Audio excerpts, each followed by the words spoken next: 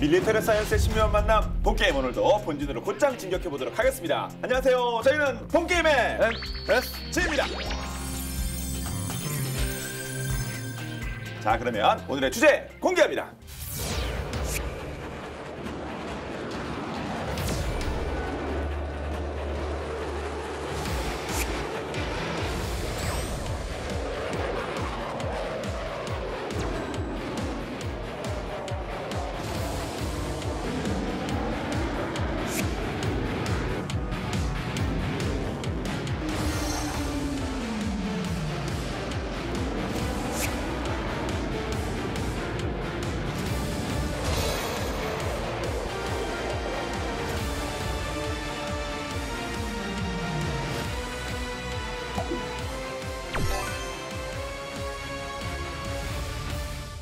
전국에 계신 본게임 시청자 여러분, 국방홍보원 구독자, 팔로워 여러분, 해외 동포 여러분, 압도적인 독주체제, 맛 수 없는 고독한 왕초, 미국의 5세대 스텔스 전투기 F-22와 F-35에 드디어 속속들이 도전장이 날아오고 있다는 속보입니다.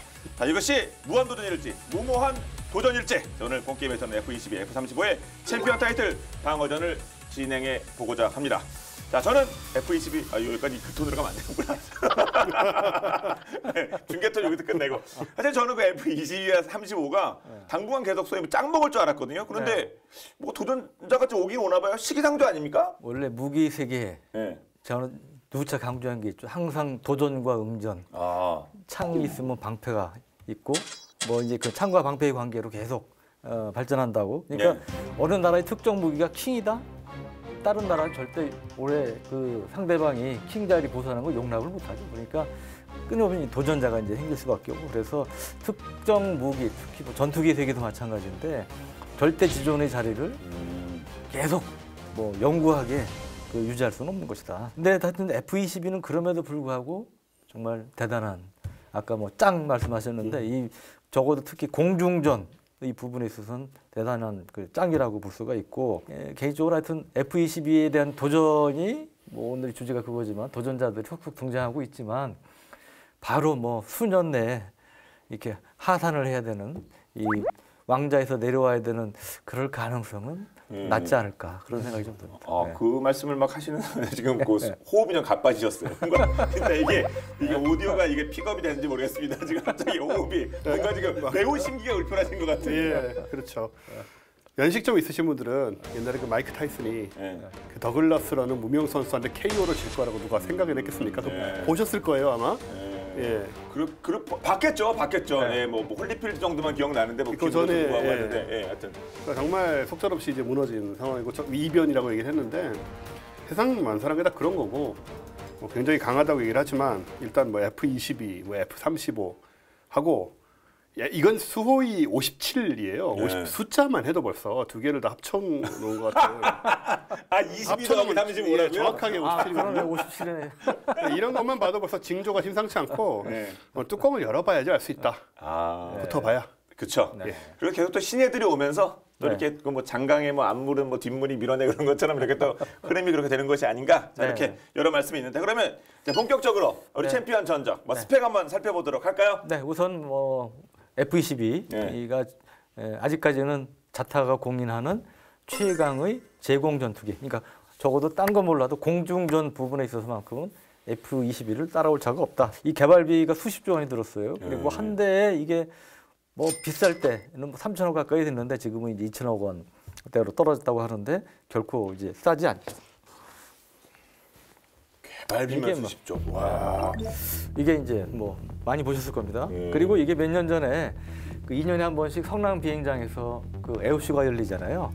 그때 F-22가 2년 전에도 왔었습니다. 그때 뭐 여러 전투기들 시범 보이고 그랬는데 단연 거기 관람 온 사람들을 압도한 게 F-22예요. 그때 그 예비역 공군 장군이 한 분 계셨는데 그분이 전투기를 수천 시간, 한 3,000시간 이상 조종하신 분인데 입을 탁 벌리고 계시면서 이 벌린 입을 다물지를 못하시는, 내가 전투기 수천 시간 몰아봤지만 저 전투기는 내가 알고 있는 항공 상식, 전투기 상식을 다 깨버린다. 뭐 그 정도 이제 평가를 하시는 걸 제가 인상 깊게 봤었는데, 그러다 보니까 뭐 F-35 우리도 막 들여오고 있지 않습니까 지금? F-35는 굉장히 많이 세계 여러 나라에 많이 이제 팔고 있는데 F-22는 법으로 수출을 못하게끔 해놨어요.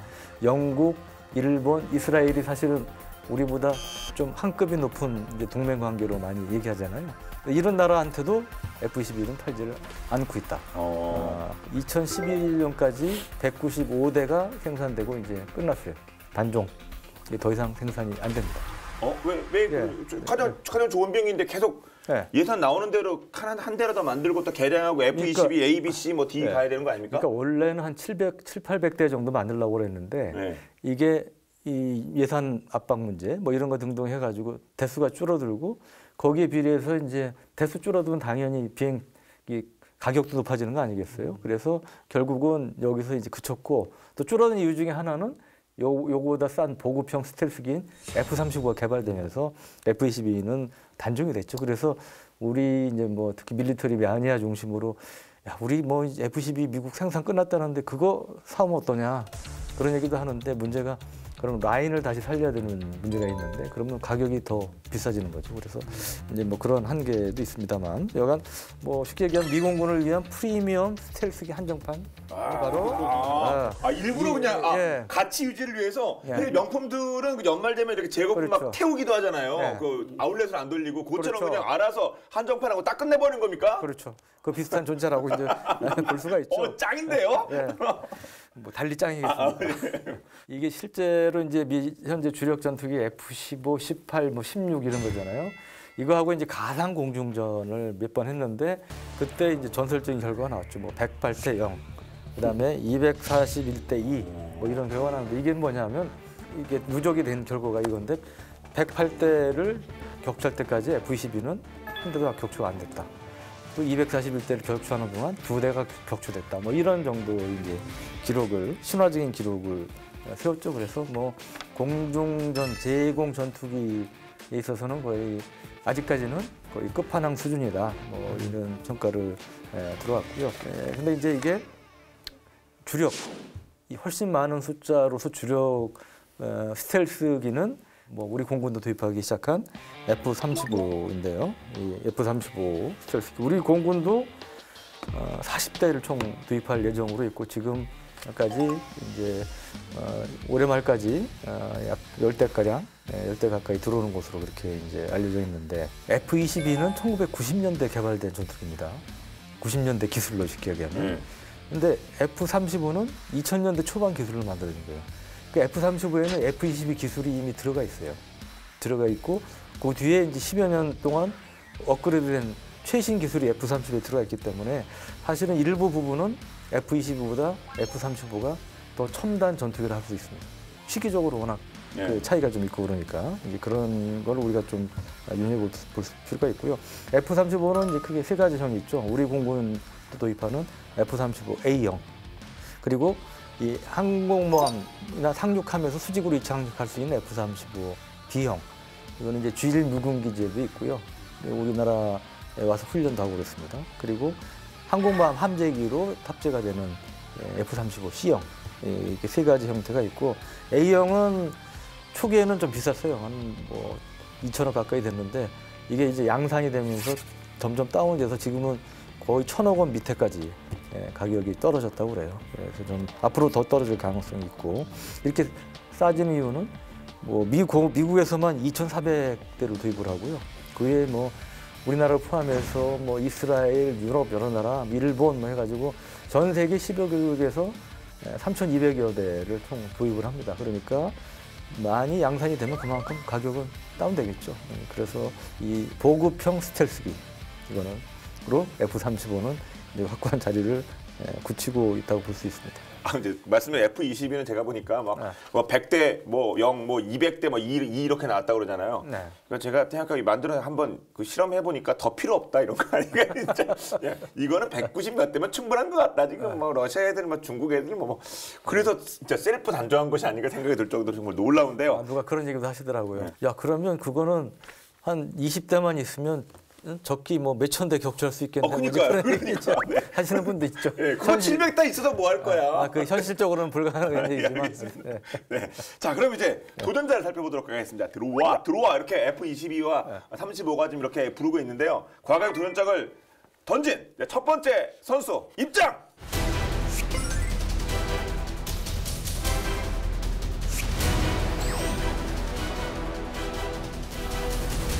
아까 뭐 100대 0 이런 얘기 하시는데 그 상대가 누구냐에 달려 있는 거고 이 격투기 쪽에도 그 전적이 뭐 200전 무패 이런 사람들이 있어요. 무명 선수들을 상대해가지고 조금 의심이 가는 부분이고 일단 그렇죠.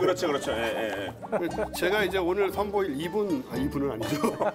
이 기체를 과연 그런 식으로 상대할 수 있을까? 이게 이제 바로 잠깐 좀 전에 언급했던 수호이 57입니다.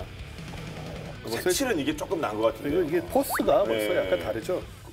엔진 튀어나오고 뒤에 얹은 게 엔진이에요, 양쪽에. 엔진 색깔 같은 것도 이렇게 멋있게 됐네요. 근데 일단 저게 멋있어는 보이죠. 네. 상당히 탐탁잖아요. 근데 저는 아까 랩터로 보여드렸지만 그 랩터 이렇게 막 좀 곡선 이런 게 좀 싫어요. 지겹고. 근데 얘는 이제 딱 보면 직선으로. 딱 저도 직선 좋아합니다. 네, 좀 소련의 어떤 정신을 보여주는. 소련이 러시아가 다시 이제 초강대국으로 돌아가기 위해서 만든 그런 기종이라고 할 수 있죠. 한동안 이제 러시아 무기에 대한 충성심이 좀 약해지셨나 하는 생각이 들었는데 아니라 다를까 아닙니다. 이제. 이 수호이 57 같은 경우에는 제가 또 일단 1인승이고 그리고 동체 설계가 이제 요즘 다 이렇게 만들지만은 이 날개하고 동체가 이렇게 뭐 딱 구별이 잘 안 되죠. 대충 이어져 있죠 이렇게. 그러네요. 일체형이네요. 예, 이런 것도 요즘 뭐 아마 그 F-22도 좀 이런 식일 거고. 근데 이렇게 이제 블렌디드 윙 바디라는 설계가 적용이 돼 있죠. 가오리라고도 하고. 몸체와 날개가 블렌디드 섞였다. 이것도 F-22도 보면 F-22도 보면 저렇게 돼 있죠. 그러네요. 옛날 좀 비행기들은 이제 몸체에다 날개를 박아놓은 느낌이라면 이건 이제 통째로 주조를 한 것 같은 그런 느낌인데 요 원래 수호이 27 옛날 거기다 이제 F-22를 이 디자인을 좀 이제 섞은 형태다 이렇게 보시면 되고. 러시아의 항공우주군에서는 이제 제식 명칭이 결정되기 전까지는 공장 시제명을 써요. 그래서 요거는 T-50이었는데 T는 러시아어로 이제 삼각날개 델타익.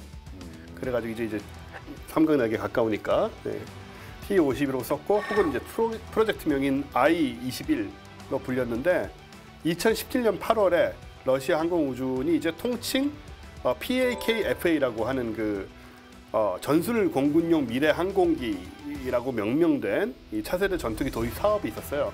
그때 이제 비로소 수호이 57이라는 제식 명칭이 부여됐으니까 이 이름이 붙은 지 지금 2년밖에 안 된 아주 따끈따끈한 기종이죠. 그러니까 뭐 수호이 27, 37 그럼 저희도 방금 언급한 것 같아 갑자기 57을 확 뛴 건 진짜. 이 수호이 57에 대한 뭐 기대 뭐 이런 거 좀 다 있는 거 아니겠어요? 뭐 상징적이라도. 제 생각에는 아까 말씀드린 대로 그 수호이 22도 F-35하고 F-22 너희 둘이 다 덤벼도 다 덤벼도 안 된다 그 얘기예요? 네, 그거죠. 제가 보기엔 그런데 증거는 없고요. 뭐 러시아 사람들이 이거 비밀일 테니까 그런 의도로 했겠지만 말은 안 해줄 것이고 어쨌든 뭐 러시아 공군의 주력 전투기가 될 거라는 건 거의 확실하고 2010년 1월에 첫 시험병에 성공을 했어요. 근데 그 다음에 이제 12대의 시제기가 생산이 됐는데 그리고 10대가 시험 비행에 투입이 됐었고요. 근데 이제 문제는 뭐였냐면 유가 폭락이 일어나고 러시아에 기름하고 가스를 많이 팔잖아요. 그래서 러시아에 이제 경제 위기가 생기면서 9년이 지나도록 완성을 아직 못했습니다. 이거 완성도 안 된 거예요, 이거요? 올해 안에 배치하겠다고 하는데 지금 해봐야 하는 거고요. 예, 아직 그 상황을 지켜봐야 되는 그런 상태예요. 갑자기 연약한 모습을 보이시네요. 아니 그러면 하여튼 뭐 배치하면 되는 거니까 배치 한 대잖아요. 다 나와 있잖아요. 나와 있잖아요.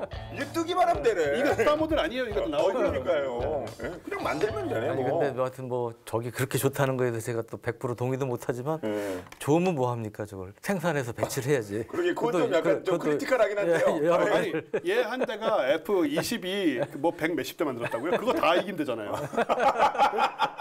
뭐 걔는 그렇게 하는데 얘는 그렇게 못해요? 마징가 제트급인데요. 얘는 이때 불러서. 자, 그러면 그래서 하여튼 곧 7점 배치가 되겠죠. 이렇게까지 만들었는데 멋지게 색칠도 하고. 자 그러면 이제 얘 스펙은 어떻습니까? 얘는 신장, 체중, 체중.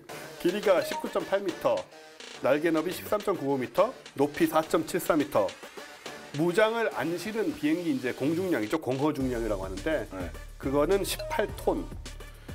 무기 적재 중량은 29.7톤, 29.27톤. 최대 이륙 중량은 35톤.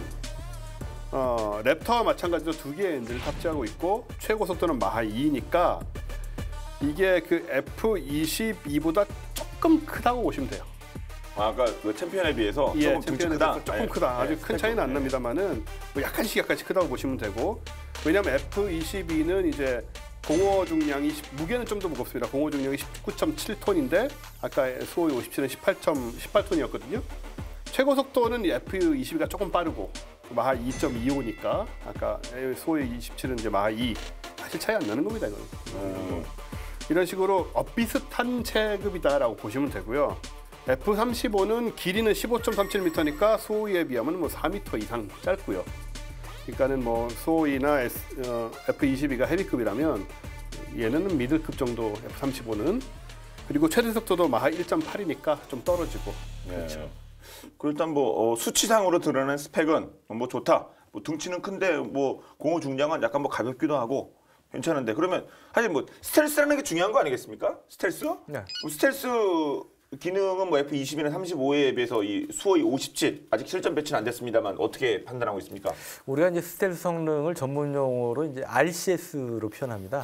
RCS는 레이더 크로스 섹션의 약어인데 이제 그 적기를 어떻게 탐지하냐면 레이더에서 전파를 보내면 그것이 이제 적기에 반사되어 온 거 가지고 이제 탐지를 하지 않습니까? 그 레이더에 탐지된 적기 크기가 이 스코프 상에 얼마나 크게 나타나냐, 그거를 이제 RCS로 표현하는데, 스텔스기 경우는 이 레이더 전파를 반사하지 않도록 하면 안 잡힐 거 아니에요. 그러니까 그 기체에다가 옛날에 페인트, 스텔스 돌이라고 그래서 페인트를 칠했어요. 근데 요즘 이제 신형 F35나 이런 것들은 이제 코팅을 합니다. 그 레이더 전파를 흡수하는 그런 아예 코팅 형태로서 과거 F117이나 이런 것보다 좀 진화된 형태인데, 그런 이제 스텔스 도료를 쓴다든지 아니면 그 레이더 전파가 여기저기 이제 엉뚱한 데로 튀도록 난반사라고 그러죠. 이제 그런 형태로 기체의 형태를 설계한다든지 뭐 이런 것들이 이제 스텔스의 특징인데, 근데 우리가 이제 그 일반적인 우리 한국 공군도 쓰고 있는 F-15나 이런 것들은 이 이른바 4세대 전투기는 RCS가 한 F-15 같은 경우는 한 10에서 20 정도, 10에서 20제곱미터 정도로 봐요. 근데 이 F-35의 경우는 얼마냐? 0.001제곱미터 정도로 이제 판결합니다. 일부에서는 뭐 0.005제곱미터라고 그러는데, 이 RCS는 사실은 그 극비상이에요. 그래서 어느 나라는 공개를 안 하고 그래서 인터넷상에 돌아다니는 것도 추정치인데, 이건 어느 정도냐? 야구공이 레이더 전파에 반사됐을 때 나타나는 크기 비슷하다. 그러니까 거의 사람 눈에 안 보일 정도, 식별이 안 된다는 거예요. 그래서 레이더에 안 잡힌다고 표현하는 거예요. 그러니까 엄밀하게 얘기하면 레이더에 잡히긴 잡혀요. 근데 사람 눈으로 식별하기 힘들 정도로 굉장히 작은 이 점으로 나타나기 때문에 레이더에 안 잡히는 것처럼 보이는 거죠. 그러면 우리 지존인 F-22는 어느 정도냐? F-35의 10분의 1, 0.0001 제곱미터 정도고, 이거는 뭐 꿀벌이 레이더에 잡혔을 정도의 크기니까. 야구공이랑 꿀벌 정도의 예, 차이가 많이 나는데. 차이만 있는 거죠. 예. 이거 숫자만 봐도 10분의 1이잖아요. 90년대 기술로 만드는 게 F-22라고 하지 않으셨어요? 근데 그때 기술이 그래요? 그렇죠. 그만큼 이 돈도 많이 들이고 공을 많이 들였기 때문에 이제 그렇게 평가를 하는 거고요. 그러면 이제 또 재밌는 게, 우리 한반도에도 가끔 출동했던 B2 스텔스 폭격기라는 게 있잖아요. 그거는 가오리처럼 생겨가지고 폭격기이기 때문에 F-15보다 크죠. 훨씬 큰데 이 B2 스텔스 폭격기 RCS도 0.0001, F-22와 거의 같은 걸로 알고 있습니다. 그러니까 B2 스텔스가 그만큼, 폭격기가 그만큼 굉장히 투자를, 공을 많이 들였다고 볼 수 있죠. 스텔스 성능 관련해서. 큰데. 그러니까 이게 비싸요. 한 대 그때 우리도 다뤘지만 세계에서 가장 비싼 비행기, 2조 원짜리 비행기 아닙니까? B2 스텔스 폭격기가. 네, 그런 것이고, 1세대 스텔스 전폭기로 볼 수 있는 F-117 지금 태우겠습니다만 이건 한 0.003 정도 되는 걸로 보고요. B1 폭격기 같은 경우는 10제곱미터 정도 되는 걸로 이렇게 이제 알려졌습니다. 그러면 이 주인공인 수호 57은 어느 정도냐? 수호 57은 어떤 거예요? 한 0.3에서 0.5 제곱미터 정도인 것으로 알려지고 있어요. 그러니까 F-30, F-22는 비교가 안 되고, 공굴리기 공만큼 크네요, 이거는. F-35보다도 뭐 상당히 이 RCS는 크죠. 그러니까 스텔스 성능이 떨어진다고 볼 수가 있는 거죠. 그래서 이 스텔스 성능만을 지불한다면 F20이나 35의 상대가 되기 어려울 것이다. 그렇게 보는 거죠. 그럼 35가 0.001인데 이거는 0.3에서 0.5. 아 이거는 스텔스 뭐 스텔스 기능은 있긴 한데 스텔스 기능은 있긴 한데 딱 비교해보면 이거는 그렇죠. 뭐 타이틀 매치 차이가 좀 곤란한데 1제곱미터도 안 되니까 그러니까 이제 실수 기능은 있어요. 있는데 뭐 미국의 고성능 스텔스 기비에서는 떨어진다. 기능만 있다. 이건 좀 들으면서 좀 어이가 없는데요. 이건 제가 알기로는 한참 얘기했는데 우리 그럼 미리 할 수는 아니지. 어이없어졌으면. 제가 알기로는 이제 미국 측 보도, 미국 측 자료에 기초한 거라 당연히 이제 깎아내리게 돼 있는 것이고, 게다가 이거는 원래 이제 극비사항이라고 말씀하신 대로 아무도 모르는데 뭐 미국 측에서 어떻게 알고 이런 얘기를 하고 있는 것이냐. 그러게 실전 배치도 안 됐는데 그러니까요. 누가 측정을 했을까요? 누가 그걸 측정을 해가지고 그러니까 이거는 그냥 몰래 가서 이렇게 누가 찍었나? 이거는 뭐 그냥 자기네들 그 사기를 올리기 위한 거짓이다. 저는 이렇게 주장하고 싶고. 어차피 아무도 답은 모르니까 이렇게 말해도 RCS를 오피셜은 RCS는 없다 그 말씀하셨으니까. 없으니까요. 제가 보기에는 제 기분상으로는 한 0.0000001 정도. 과학자 아니세요? 과학자 기분상. 근데 사실 뭐 그런 거 외에도 일단 이 소이 57은 굉장히 여러 가지 장점들을 갖고 있어요. 들어보시면 이제 그 스텔스 기능도 이제 훌륭할 거라는 걸 이제 짐작할 수가 있는데 일단은 이 수직 미익이 이제 요거잖아요. 수직으로 이렇게 뒤에 이렇게 여기 두 개가 이렇게 있는데 요게 이제 통짜예요, 통짜. 그럼 무슨 얘기냐면은 일체형이라는 얘기인가요? 한 덩어리라는 얘기죠, 하나가 이렇게. 보통 이제 여러 개를 붙여가지고 이렇게 리벳으로 뭐 끼고 이래가지고 만듭니다. 근데 이거는 통짜로 돼 있기 때문에 그만큼 또 쓸데없는 반사면이 적어지는 그런 장점이 또 있고, 그리고 또 다른 기종에 비해서 수직 미익이 굉장히 작죠. 서 있는 그 꼬리가, 요 꼬리가 그게 좀 차이가 많이 나죠. 그러네. 이런 것도 역시 스텔스에 당연히 도움이 되는 거고요. 수직 미익이 스텔스의 가장 안 좋은 요소예요. 그래서 아까 B2 얘기하셨지만 B2는 아예 수직 미익이 없잖아요. 그걸 없애가지고 아까 그런 엄청난 수치를 달성을 한 건데, 그리고 주익의 형상은 이제 도그파이트를 할 일이 생기니까 서로 쫓아가면서 이렇게 공유전하는 거, 그럴 때 필요한 고기동성을 고려해서 면적이 이제 넓게 확보된 아까 말씀드린 대로 T, 델타익 기반으로 만들어져 있습니다. 다이아몬드 익이라고도 하고요. 이걸 보시면요,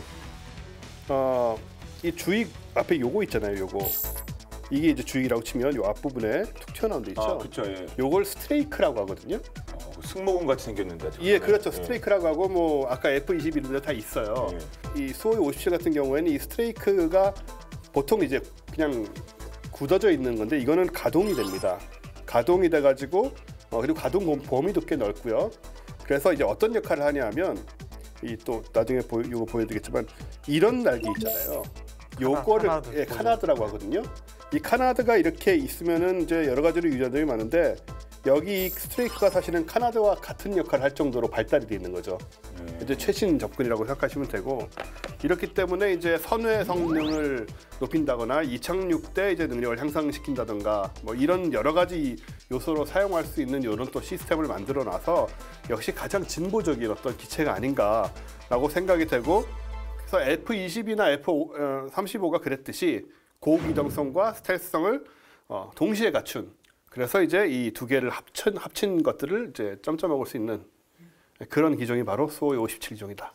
그렇군요. 거기에 또 뭐 스텔스에 또 플라즈마? 그건 뭐예요? 공기청정기 쓰는 거 아닙니까? 플라즈마? 플라즈마는요, 이게 러시아가 쓰는 방식인데 이 플라즈마 스텔스 방식이란 거는 좀 특이해요. 이거는 지금 정말 적용이 되고 있다 없다라는 논쟁은 좀 있는데 이 기술 자체는 존재를 하고요. 이거는 뭐 기체 전체에 쓰는 건 아니고 이제 에어 인테이크, 그러니까 흡입 구조, 여기 앞부분 이런 데라든가, 근데 실험 설계상 좀 이제 튀어나온 부분들이나 취약한 부분에 쓰게 되는데, 다들 기억하시다시피 1957년인가요? 소련이 스푸트니크를 쏘아 올립니다, 그죠? 스푸트니크 2호를 최초로 인공위성을 쏘아 올리는데, 그때 이제 레이더로 스푸트니크를 계속 추적하지 않았겠어요? 그런데 갑자기 스푸트니크가 없어진 거예요. 그럼 이제 이 발사한 측에서는 이게 떨어진 건가 별의별 생각을 다 하게 되죠. 그러다 다시 나타나고, 그래서 연구 끝에 이 이유를 알아냈습니다. 그게 뭐냐 하면 스푸트니크가 상승한 고도 이 주변에 자연적인 플라즈마층이 있어요. 이 대기권 바깥에. 거기가 레이더의 전파를 흡수해 버렸던 거예요. 그래서 스푸트닉을 놓치게 된 거죠.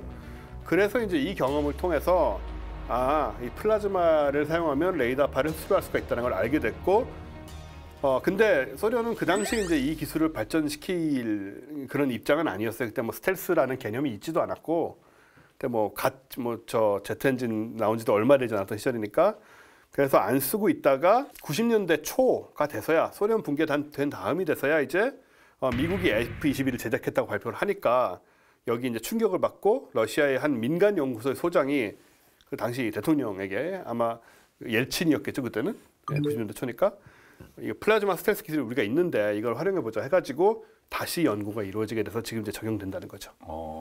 그럼 또 스텔스 기술만큼이나 하지만 탐지하는 것도 중요하지 않겠습니까? 나는 보는데 상대편은 나를 못 봐. 그렇죠. 이건 뭐 스텔스 이상 아닙니까? 그럼요. 그런 기술도 또 의미가 있을 것 같아요. 그런 기술도 역시 제가 보기에는 뭐 세계 최첨단이다라고 얘기를 드리고 싶고 적수가 없다 이렇게 말씀을 드리고 싶고. 오늘 굉장히 오늘 도발적으로 나오시는데. 오시는 순간에도 과학자로서의 그 냉정함이라든가 뭐 객관적인 이런 건 좀 많이 놓고 오시는 거 아니에요? 아니 그러니까 평소의 원쌤과는 다른 모습을 많이 보여요. 제가 뭐 오늘 좀 아까 뭐 제 충성심이 약해졌다 이런 말씀하시는 거예요. 제가 되게 발끈해가지고요. 메인 레이더. 제 탓입니다. 아니 자격은 제대로 하셨어요. 도발은 제대로 하셔서. 수호 57에 탑재되는 메인 레이더를 보자면 N036 VLK라고 하는데, 요건 이제 수호의 35BM의 IRBIS-E 패사라는 레이더의 개량형이에요. 근데 IRBIS-E에 비해서 이제 20에서 25% 정도 성능 향상이 이루어지고 있고, 이 N036 VLK의 평균 출력은 4kW, 전파의 출력이죠. 4kW고, 그리고 10W급 이제 TR 모듈이 1,552개나 들어가 있고요. 한마디로 러시아의 개발사의 테스트에 따르면 RCS 2.5 제곱미터 정도의 물체를 400km 밖에서 탐지할 수 있다. 서울, 부산. 예. 그러니까 웬만한 조기 경보기 뺨치는 수준입니다. 초기형의 TR 모듈은 F-20이나 F-35 같은 이제 갈륨 비소 기반이었어요. 옛날 좀 후진 기술이죠, 그런 거는. 근데 이제 지금 이제 AMDR 같은 질화 칼륨 기반의 TR 모듈로 변경이 될 예정이기 때문에 성능이 또 획기적으로, 기왕에도 좋았는데 획기적으로 증가될 예정이다. 이런 점에서 제가 또 최고라고 얘기를 드린 것이고, 감정적으로 얘기하는 것이 아니라 실제 이제 증거를 기반으로 해서 얘기를 드리는 것이고요. 또 수호 57은 L밴드와 X밴드 레이더가 이렇게 결합이 돼 있어요. 그래서 이제 멀티 밴드 카운터 스텔스 수단을 구축을 한 상태고요.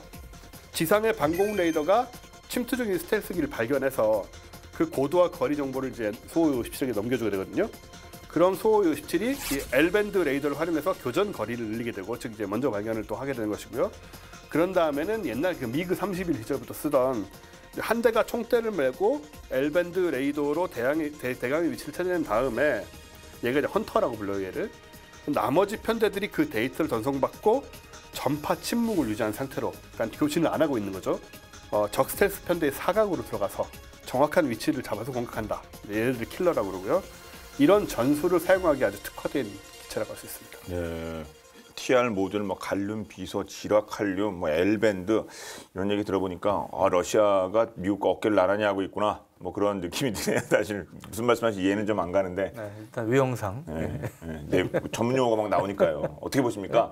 근데 이제 미국 내에서도 일부지만 뭐 또 높게 평가하는 것도 있어요. 그래서 뭐 수호 57이 F-35보다는 전반적으로 좀 우세하다. 그리고 뭐 F-35, F-22하고도 거의 뭐 맞먹을 수 있을 것 같다. 뭐 이런 뭐 일부지만 이런 평가가 있는 것 또한 사실인데, 그 순항 속도와 스텔스 성능은 아까 말씀드렸지만 F-22가 우세하죠. 우세하고. 근데 항속거리나 무장량은 이제 수호 57이 또 우세한 것으로 이제 평가가 되고, 또 슈퍼 크루즈라고 그래서 초음속으로 계속 비행할 수 있는 초음속 순항 기능도 있다는 거예요. 그래서 이제 그런 식으로 F-22와는 비교가 되고, F-35는 아까 이제 뭐 F-22, 수호 57이 헤비급이라면 F-35는 미들급이다 이 말씀도 하셨지만, 일단 크기가 작고 엔진도 하나죠. 나머지 두 개는 쌍발기지만 엔진 두 개지만 F-35는 단발기입니다. 그런 차이도 있는데, 약간 그리고 그 A사라고 하는 이제 위상 배열 레이더의 중요한 게 이제 TR 그 모듈 숫자인데 이 숫자나 출력 면에서도 조금 F-35는 영가 보급형이기 때문에 좀 적은 그런 건 있죠. 하여튼 뭐 1,000억은 넘어도 네. 상대적으로 그러니까 상대적으로, 영가죠. 예, 예.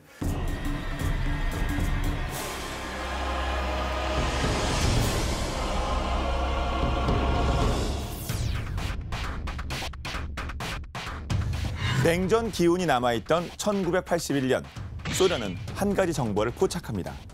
1970년대부터 개발하고 있었던 미국의 최신의 전투기가 드디어 시험 비행에 성공했다는 것이죠. 최신 전투기의 정체는 바로 최초의 스텔스기인 F-117A 나이트호크. 워낙 비밀리에 개발된 F-117A는 마치 우주전장에서나 볼 수 있는 기괴한 모습을 자랑하며 충격적으로 데뷔하는데요. 게다가 지금까지 등장한 전투기 중 최고의 성능을 자랑한다는 소문이 돌면서 전 세계를 긴장시킵니다. 그런데 이처럼 천하무적 막강한 존재로 전 세계를 공포에 떨게 했던 F-117A는 얼마 후 하늘에서 사라지게 되는데요. 과연 어떻게 된 일일까요?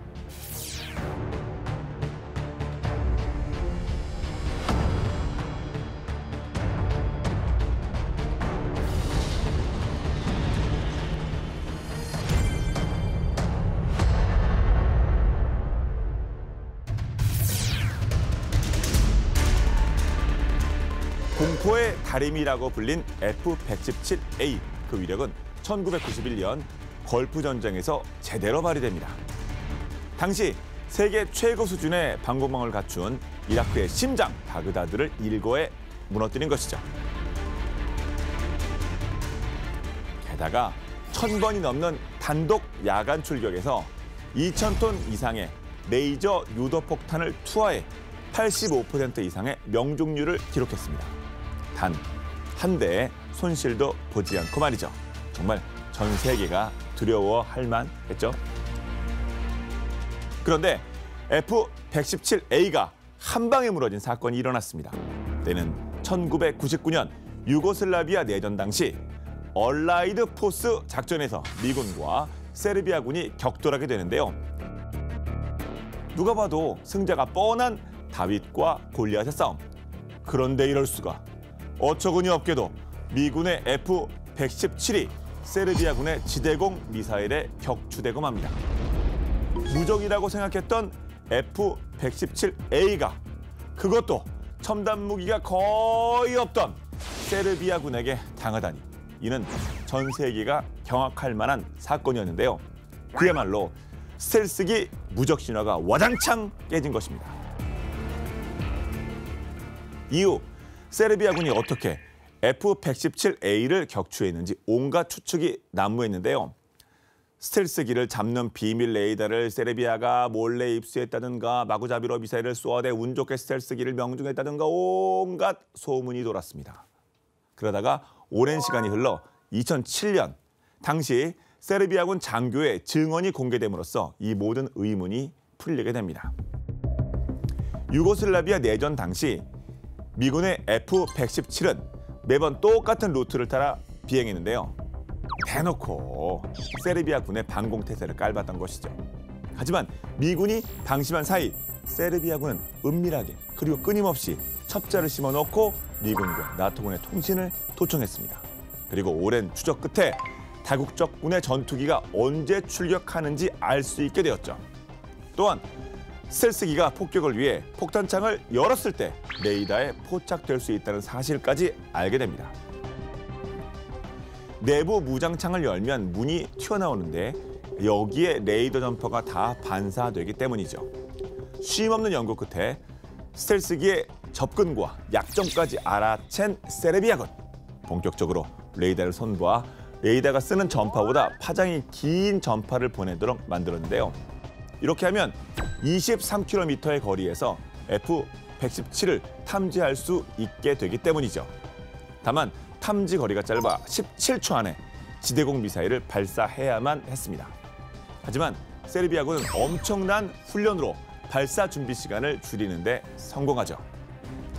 그리고 세르비아군에게 찾아온 결전의 날, 1999년 3월 27일 밤 당시 F-117이 폭탄을 투하하려고 내부 무장장을 연 순간 드디어 레이더로 F-117을 포착하게 됩니다. 기회는 지금뿐. F-117이 가장 취약한 순간을 놓칠세라. 세르비아군은 SA-3 지대공 미사일 2발을 발사, 결국 하늘의 무법자 스텔스기를 떨어뜨리고 맙니다. 이후 이 대단한 스텔스기 F-117A는 한 번 식별이 이루어지면 꼼짝없이 당하는 천하무적 괴물이 아니라는 사실이 만천하에 알려지게 되는데요. 그 뒤로 F-117A는 2차 걸프전에도 투입되었지만 본격적인 5세대 전투기 등장과 함께 조용히 하늘에서 사라지게 됩니다. 화려한 등장과 달리 초라한 퇴장이네요. 전혀 상대가 될 것 같지 않은 대결, 다윗과 골리앗의 싸움에서 이기는 법. 역시나 싸움의 기본 수칙, 적을 알고 나를 알면 백전백승. 그리고 그에 따른 치밀한 전략과 준비가 답인 것 같습니다.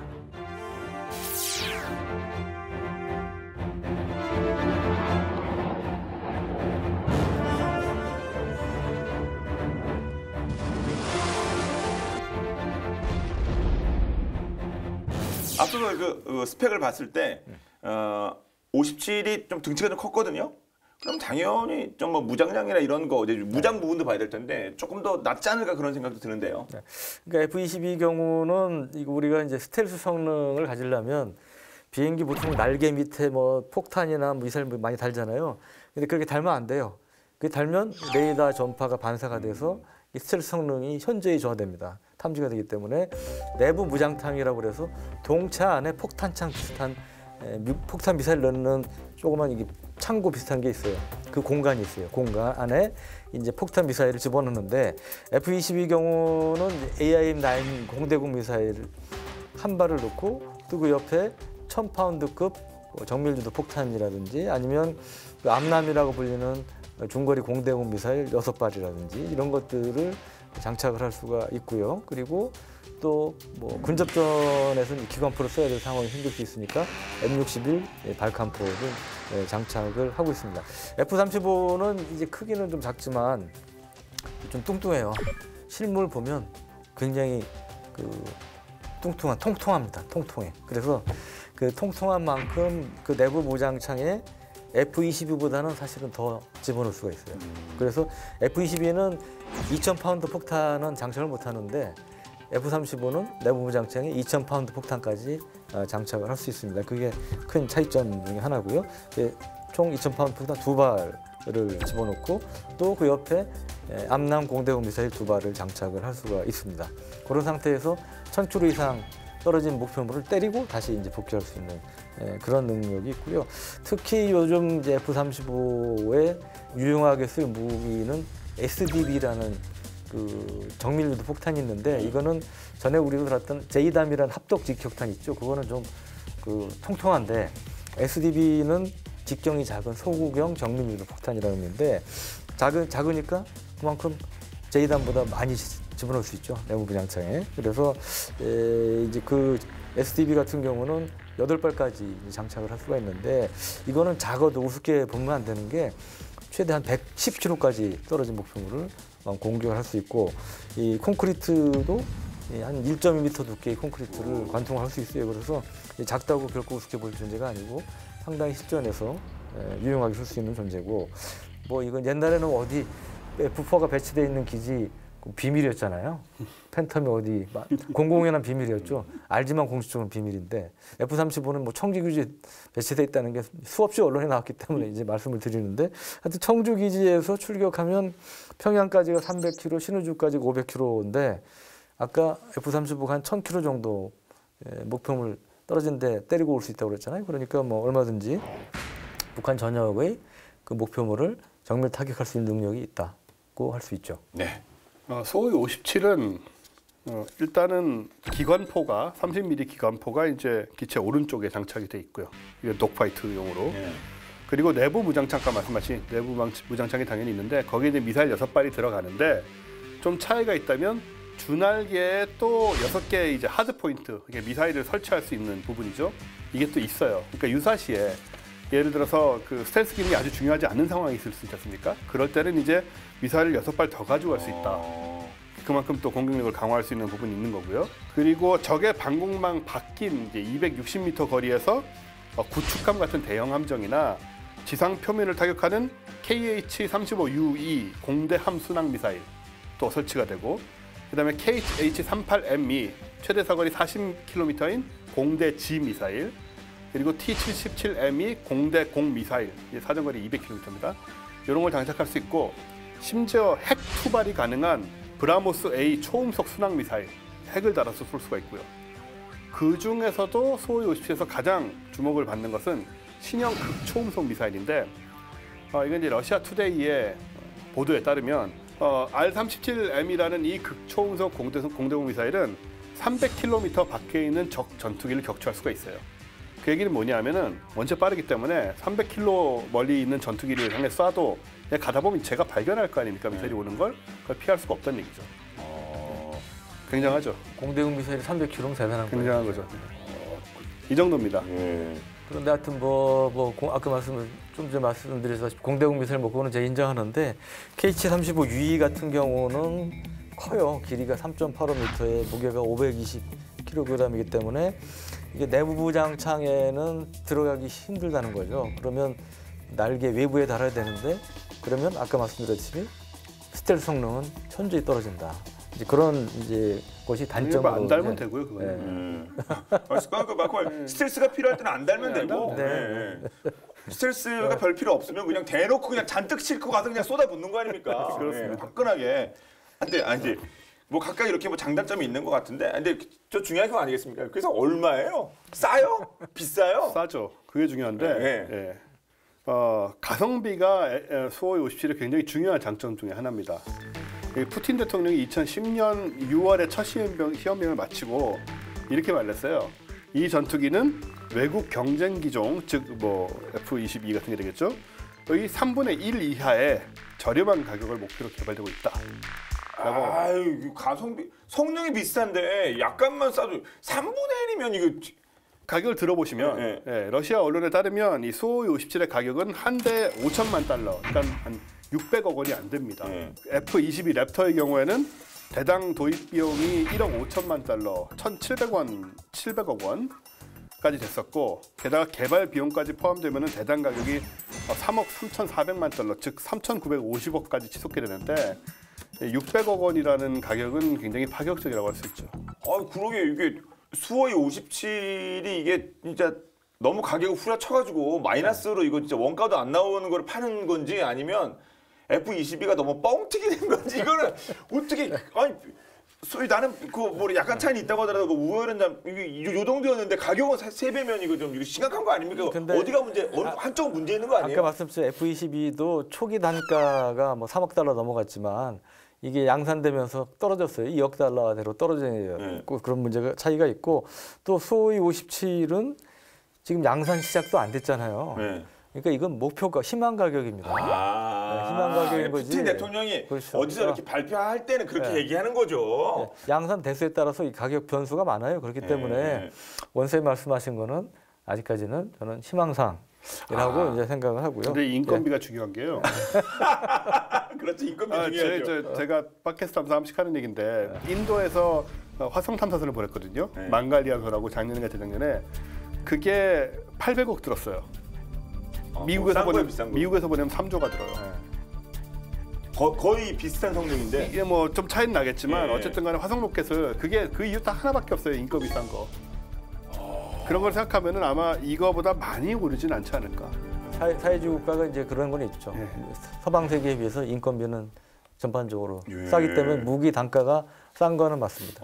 그래서 일단은 푸틴 대통령 말도 목표가 3분의 1. 그런데 인도 얘기 들으니까 그것도 대단하네요. 3조하고 800억이면.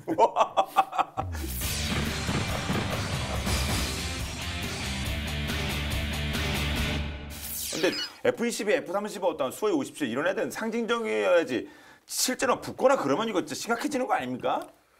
붙으면 수호이 57이 승리로 끝나는 건데요. 그렇게 보시겠죠. 근데 실제로 시리아에서 그런 가능성이 좀 있어요. 지금. 그래요? 네. 러시아 통신 RBC가 국방부 소식통을 인용을 해서 시리아 영공의 미국 스텔스 전투기들, 즉 뭐 F-22, F-35 등이 비행하는 것에 대응해서 수호이 57이 파견됐다라고 말을 했습니다. 그래서 시리아에서 실전 상황 점검을 거칠 거라고도 하고요. 지금 이제 북서부의 흐메이밈 공군 기지, 그 러시아의 미사일 기지 있는 곳이죠. 거기에 이제 4대가 가 있는데 자칫하면 러시아의 이제 수호 57과 F-22, F-35가 서로 간의 공중전을 벌일 가능성이 있습니다. 지금 미국의 F-22가 있고 이제 이스라엘의 이제 F-35A가 맞닥뜨릴 상황이 연출될 수도 있어요. 근데 이제 뭐 수호이 57에 대해서 원스님이 유례 없이 강력하게 지원 사격을 해주고 계신데 만약에 F-22라고 붙는다? 그러면 아까 말씀드렸지만 F-22는 이미 실전 배치된 지가 상당히 오랜 기간이 됐죠. 그리고 또 실전에 투입된 경험도 있습니다. 수호이 57은 아직 본격적인 실전 배치가 안 되고 있잖아요. 이제 뭐 양상 결정되고 이런 상황이다 보니까 원쌤이 들으시면 좀 분기탱천하실지 모르겠으나 약간 좀 빈자의 스텔스기라고 그럴까요?